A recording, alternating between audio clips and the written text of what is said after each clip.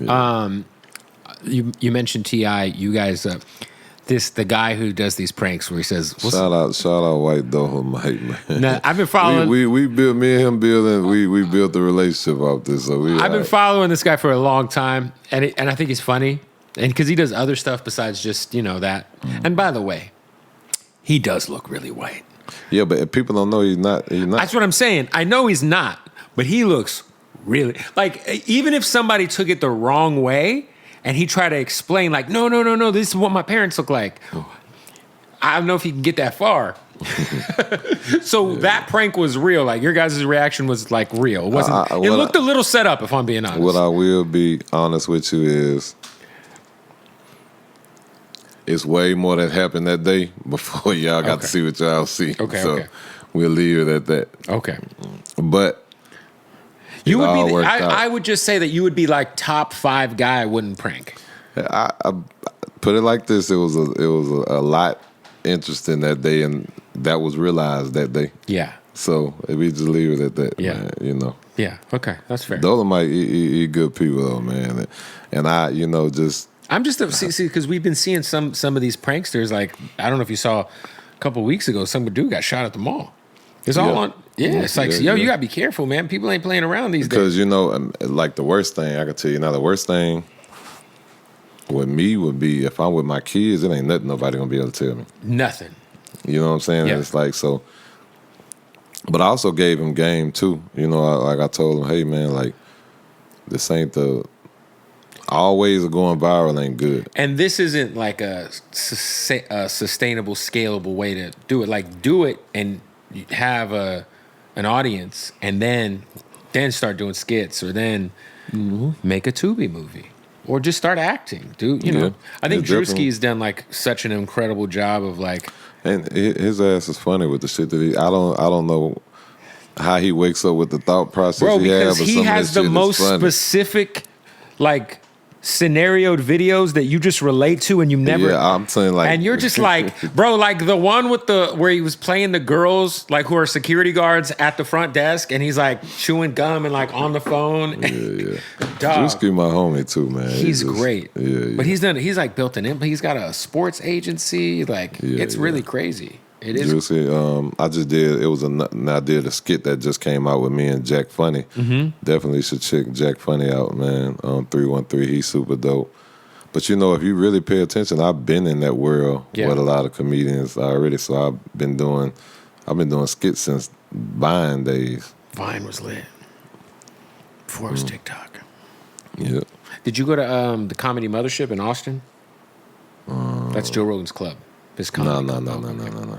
There's some dope comedians out of Texas right now. Ralph Barbosa, have you heard of him? Yeah, I just met him. He's fucking hilarious. Another one live in Texas. Is it Matt Rife?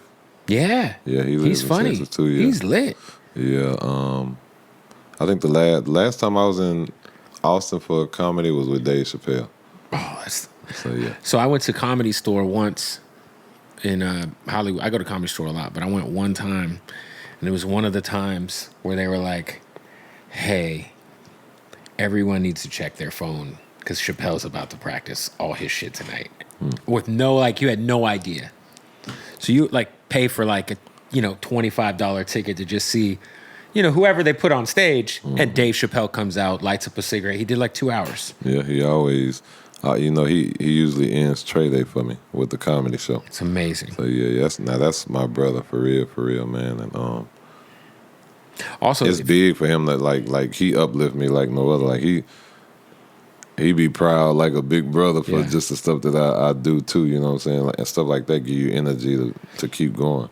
I think what he does is so inspiring because he's like the person who walked away from the biggest show, like the biggest sketch comedy television show ever. I think he had $30 million on the table, and he's like, nah, this don't feel right. Yeah. One thing he got it right back. He stands for what he stands for. And he just does what he wants. Like, if it don't feel good, he ain't gonna fuck with it. You know what I mean? He definitely stands More people for should move that way. Yeah. He's authentic. Like money ain't everything. You know what I'm saying? In this day and age, for some people it is. For people like us, it's not worth jeopardizing your principles, your morals, and your legacy. You know, because right now for people like myself, legacy is important. The stuff that I do in a community fighting, that's all part of my legacy, my story. My kids will be able to be proud of Right. who they pops was, you know. Right. No, for sure. It's crazy too because your legacy is like cemented at this point, and you've kind of gone from like being like a guy. If you really weren't a Houston or Texas hip hop fan, you just knew about Trae because it was like the guy in Tech who runs Houston. It's like the guy you don't want to fuck with in Texas. You know what I'm saying? Yeah. And like, you know, fast forward 15 years, you're like very much a community leader. You're very much like when you think of like, you know, when I think of what you and Mr. Rogers were doing out there. Yeah, shout out Mr. Rogers. Just crazy. Just like not a lot of people would roll their sleeves up and like actually do the work to like help their neighbors. I tell people, or also not just that, by the way. Like I've seen you post if some sort of situation happens. So we do a lot to touch on the stuff with Rogers. Like people don't really realize the time. It's Relief Gang, right? Yeah, they don't realize the time and everything that we went through and dealt with. You know, from health to family to just. We dealt with a lot trying to do what we could do for everybody, you know, and that's the part that's always gonna be implanted in both me and him. But you know, to the rest of the world, they don't really understand. They only see what we show them. That was only 20% of what we do. You see what I'm saying? Yeah. Like you got to because you're not doing it for the wrong reasons. We only doing it when we show it. We show for awareness because it gives people more help.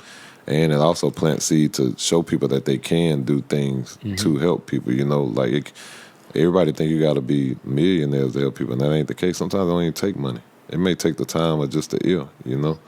And like nobody seeing us sleeping in cars, not being able to eat for days, or you know, just different stuff. Like it's a lot that came with that, man. But we dedicated to it. And even to this day, something happened, I'm one of the ones that's going front. Well, I was going to say, can you give us like a random example? Because like I've seen it a bunch.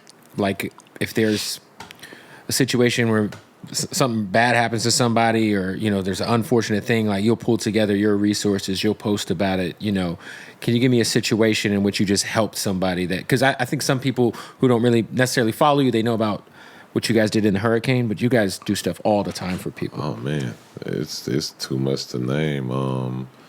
They talked to me earlier about Miss Martha, which was the 77-year-old lady they took to jail. I mean, the lady they took to jail for $77. She was like 80-something years old. Yep. You know, I got there for her. Started working to rebuild her house, raised her like 40, 50,000. Done a lot of different stuff for her. You got that. The man that they showed me, they was trying to take his land in Texas. Elder man went out there, spoke up for him. RIP to the homie Canal. I don't know if you see the dude. He had less than a few days to live. He was on hospice. And I just saw him recently. He passed away. Yeah, right? I was one of his. The Mexican dude, right? Yeah, well, no, he's Indian. Oh, okay. But I saw all the food community pages posting him, and he just passed away maybe 2 days ago. Right. So when they reached out, I was one of his favorite rappers. I believe his page. We just give it 8,000 to 10,000 followers, and within his biggest thing that he wanted was to be able to get to the people and motivate them. You know, to show people, even with him knowing his time was coming, still be grateful. And, the video that really like was crazy to see was I think it was a video he posted it the day before he passed or 2 days before he passed, and he was barely hanging on, but he was still very like. Yeah, and for me to take him from to 8,000 or 10,000 people being able to see who he is to almost 200,000 in a matter of a couple of days. He helped spread his message. Man, spread his message like no other. You had people, shout out to The Rock, you had people, everybody from all across the world reaching out. You know what I'm saying? So it's just so many different things that I do. You know, you had the recent hurricanes and in the Mississippi. You know, I'm out there front line with that. It's so much different stuff that we do. Yeah. For sure. Yeah. Then, we still fighting for Breonna Taylor. We still want justice for that. Special fuck you to Daniel Cameron. And, we still gonna keep it going. Yeah, it's crazy, too, because if you think about, like, some of the activism that came out of the pandemic, it felt at a certain point in time like it was just trendy. For some people, but you gotta. But let me finish my thought. What I was gonna say was, and then you'll see people like Corday, you'll see people like my son, people like you, and it's like, yo, this is not just because it's popular to post a black square on Instagram or it's popular to spread awareness because we're stuck in the house. So the thing with that is people don't really understand.